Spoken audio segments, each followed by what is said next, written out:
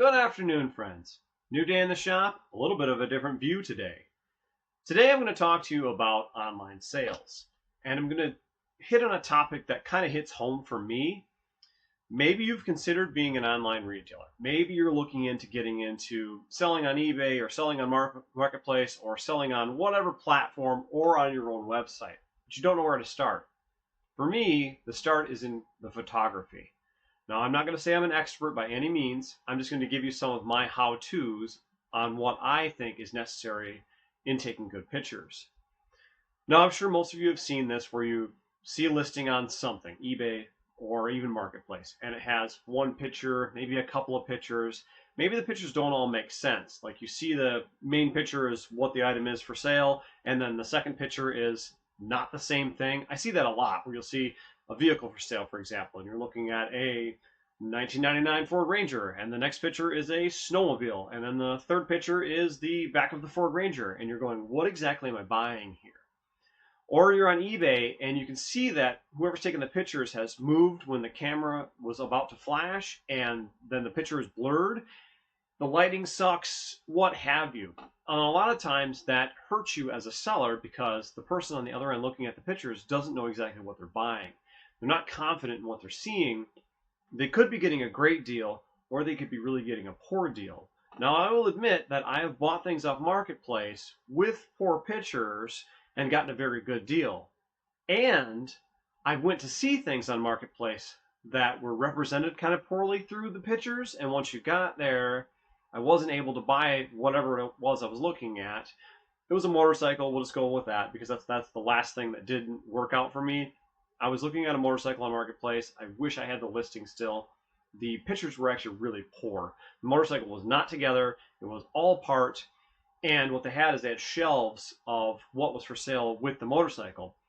Now, the listing read everything included plus extra parts to put this motorcycle together. Well, on these shelves, I saw a lot more than just parts for this bike. I saw everything, and then the listing made me feel or believe that I was buying everything. Not the shelves, but everything on the shelves because it said everything for the motorcycle and extra parts. Anyway, after going through everything they had and then kind of hitting a wall, and then the seller being very upset with me because I had interpreted their listing wrong, I didn't broker the deal and I walked away from the whole thing. Anyway, we're not talking about selling a motorcycle. We're going to talk about parts today. And I'm going to show you some of the ins and outs of what I do when I list parts on eBay. Now, food for thought, I've been in the e-commerce world for, I don't know, about 20 years. Honestly, I started with eBay way back in the day when eBay was young. I think it was 2003 when I actually started on eBay. Now, I wasn't a full-time seller then. I just sold little bits on there. I also managed a very large e-commerce platform for many years, which I helped them to grow their business and become very successful. And through that led me into, moving on to my own to what I'm doing now because it made more sense to me and for my family to work for myself. And because I love motorcycles and this is my passion, I do this instead. But anyway, I kind of want to run you through what I do or some food for thought items when it comes to marketing your item for listing on whatever platform you're going to put it on.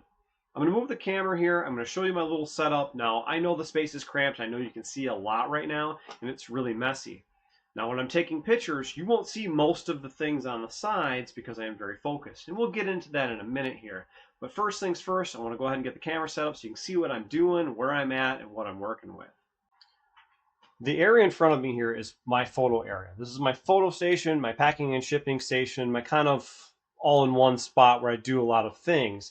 Now, I don't use this as a dedicated workspace, and I try to keep it very clean. I know off to the one side you can see my door with all my stickers, and off to the other side you can see some parts. But what I mainly focus on is this cardboard backer here and this base here. Now, this is an old wooden platform that was made years and years and years ago. I know it looks like a bowling alley. It is not, but it's heavy duty, it's well built, and it's made to sustain lots of weight. So I have this here, and this is what I shoot motors on, or transmissions, or what parts, and it's built really well, so it's heavy enough to hold whatever I need to put here. Now, I try to keep everything very uniform, so obviously you can see that this space is always going to be this base, and this background is typically always going to be this background. Now, I do change this out when these things get real dirty and gross because I don't want it to look grimy. I don't want it to look like you're buying really yucky parts. Now, I know some of the parts that I do sell are not cleaned, and I don't go through and clean them. If I did that, it wouldn't be worth my time. Anyway, if you're looking at this spot here, you'll see that there's pegboard on the back, and I can take this board down. It's just on a couple of peg hooks, so I can pull this backer down. I can put larger items up here, which I sometimes do. Often I'll leave this because everything is just kind of commonly shot right here. Now above me and behind, I have lighting. The lighting streams the length of this room. Also directly above my photo station is another light. So as you can see, there's a difference here. I have been able to illuminate the space quite a bit. This does aid me in helping to sell parts properly. Now you can get a glare here, and this is one of those things where sometimes you'll want to turn that off and take pictures with either the flash on your camera or no flash at all, depending on what you're selling. Again, don't focus on the things to either side of this backdrop. We're just going to start with a couple of parts. First things first, I have a front master cylinder. I'm just going to run through a couple of things today. Just a couple of quick and easy things. Things that I think will help you in order to sell parts online or sell whatever you're selling. I will do a full-on breakdown on how to sell a vehicle, whether it be a motorcycle or a car. That will be probably when the weather breaks and it's not 5 degrees out and we're not buried in snow. But for now, we'll work on small items. So I've placed my master cylinder, so front master cylinder for a Harley. I've got it in the middle of my backdrop here. So my platform is right here, my backdrop is here. Everything on the sides will not be in photograph. What I do first is I take an angled picture. This picture angle is about this direction, not directly above, not straight on, about a 45-degree angle. So that way it gives you a good picture of the overall of what you're getting. Now, I know a lot of sellers will start with a very close-up picture of what they have, and then they'll zoom out and then show other things. I like to show everything first.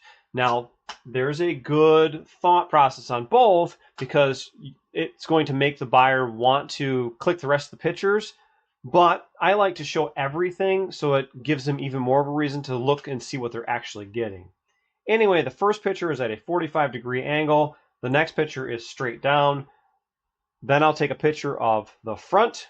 I will turn the item, take a picture of this side, this side, this side, and then I will flip the item over and I will take another picture straight down. Now, with that, I will say that every item, no matter what shape it is, has a minimum of 6 sides. Now, I know that sounds like it's nuts, and you may have something round and think it does not have 6 sides.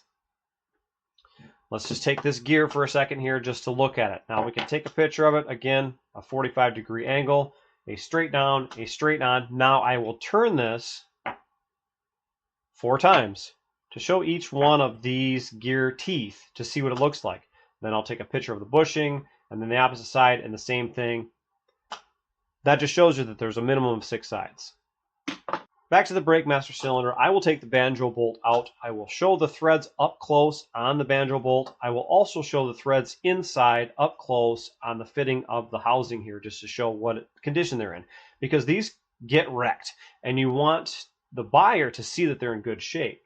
From here, you'll take pictures of any determining marks. So there's a warning label on the top. We'll take a picture of that. This is a 5/8 bore, so we'll take a picture of that. There is usually some casting numbers on the bottom here. We'll take a picture of those, and then I will open this up.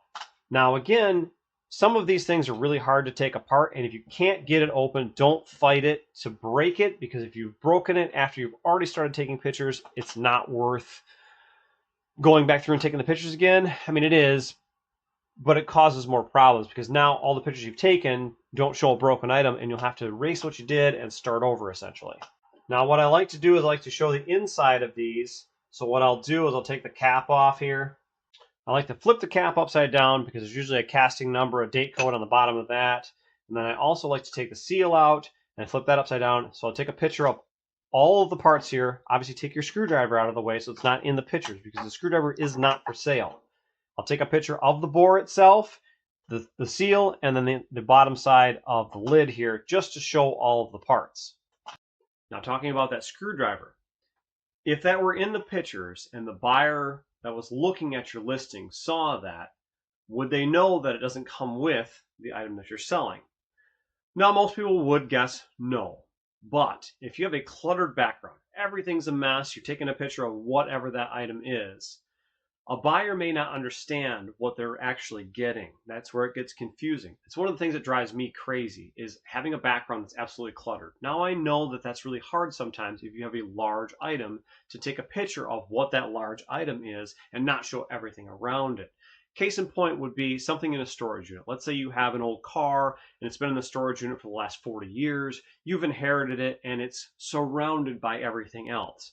Maybe you don't have the capacity to take everything out of the storage unit, to take the car out, to take pictures of it wherever and show it properly. Now, I understand that. But if you do have a way to clear your background, to clear yourself a good space, to be able to take good and proper pictures of whatever you're selling, it will help you make the most money in your sale because a buyer will be able to make an informed decision at that point in time on what they're actually getting. The more detail you can put into the pictures, the better. Now, I know I said everything has a minimum of 6 sides, but eBay, for example, they'll allow you 24 pictures, I believe is what it is. And if you can, take all 24 pictures. Show any kind of wear, any kind of damage, any kind of markings, any numbers, anything to help a buyer make an informed decision. That will help you to make more money on your sale.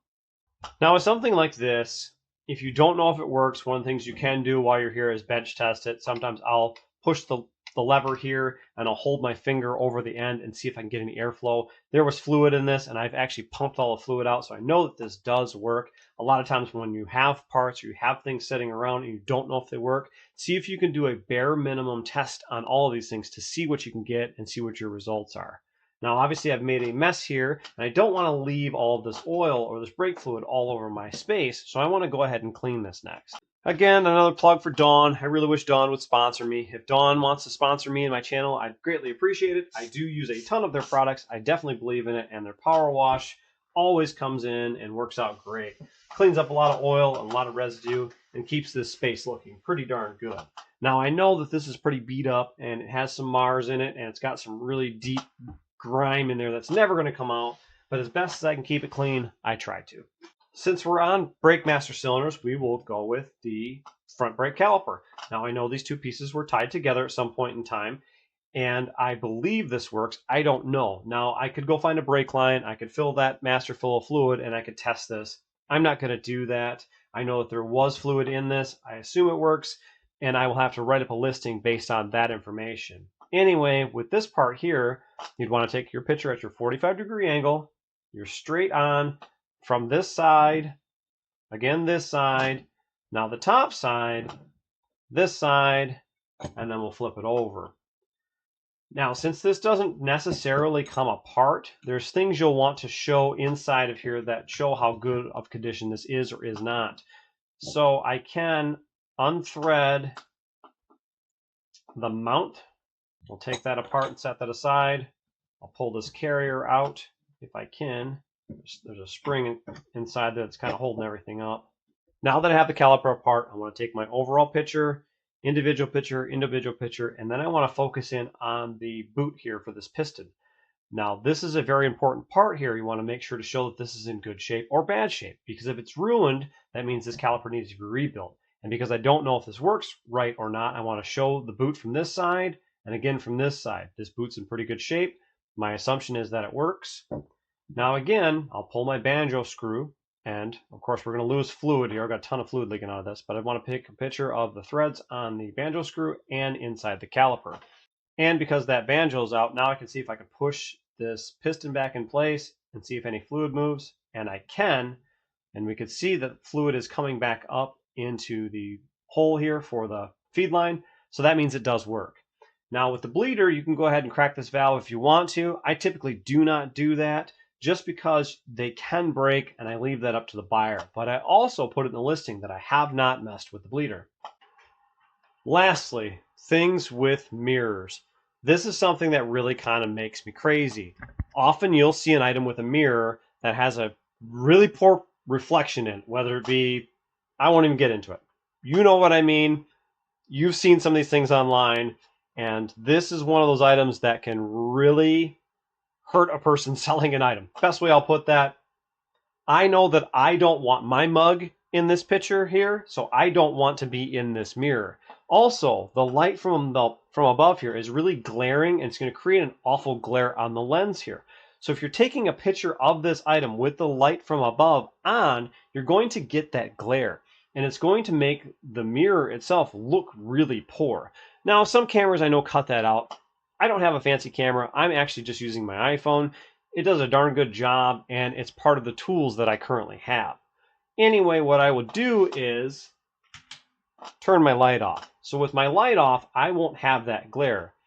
Again, I would take my picture at this 45-degree angle. I would take my picture straight on. Now I understand that my phone camera will show in this mirror potentially.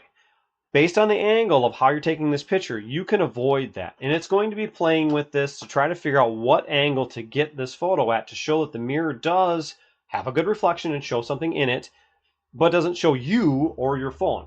No one wants to see me when they're buying this mirror. They want to see the mirror and what they're buying. So I try really hard not to get myself, my hands, my camera, anything in there. Anyway, this is where it gets challenging. Obviously, the mirror is pointed away from me. If I stand to the left of the mirror here and I take another picture and another picture, and I'm just trying to show the edges of this to show that it's not beat up, this thing hasn't been crashed on, and it's not roached. Now I'll take another picture there, and then again with the markings. You can see it has all the part numbers on the stem here, so take a picture of the stem. Then I would flip this over, and I would take a picture of this. Now, what people like to see with these two are measurements. Mirrors come with different stem lengths. So when you're looking at these, what I like to do, I like to take my tape measure, and I actually like to set it out and take a picture from above, just to kind of give you a visual reference on what size this is. Now, this may not be the perfect measurement because I think it's from point here to show you what the overall height is. I'm not sure exactly how they measure that. Something I could look into. But anyway, this will give the buyer enough information to show them that's the mirror length I want or don't want. Well, friends, pretty quick and easy one today. Photography and items being for sale online can be a challenging subject for a lot of folks. If you do not have a dedicated space to take pictures, that's where it could be challenging. Of course, if your background is always changing, that could also be challenging. One of the things that I have found that makes buyers confident is when they see a standardized background. So they always see the same things. There's so much going on out there right now that shows buyers getting burned on a transaction because they're buying things from a guy that has all these parts for sale. But if you look at their listings, their background changes a lot, and typically that means they're stealing pictures. Now, I know a lot of these pictures are out there online and anybody can take them and they can do whatever they wish with them, but make sure that when you're buying online, you're very informed of what you're doing, you trust the person on the other end, and you're paying with something that has protections for you, whether it be a PayPal or what have you, so that way if you don't get your parts, you're protected. I hope this video was helpful for you. I hope this made a lot of sense. I know it went really fast and I only showed you a couple of parts. Now, if you have questions about how to photograph anything, whatever it is, ask. Please feel free to reach out and ask. Drop a comment in my comment section below. Reach out online. My email address is attached to the landing page of my YouTube channel. So you can email me at any time, and I'll get back to you as soon as I can. I'd like to help everybody be able to be a more proficient photographer when they're selling online. Of course, friends, if you like this video, give it a like. I really appreciate that. For all of my members who have joined the membership program on this page, thank you very much. I really appreciate it. If you're looking to become a member of my YouTube channel, please go to my landing page and select a tier. There are 3 tiers to become a member, and it's a monthly subscription. That gives you early access to all the videos that I film. You can see them as soon as I upload them if you wish, and watch them all in succession. A lot of times what that helps with is when I'm putting something together or taking something apart and I have a video series that's already lined up and online, you could watch it all.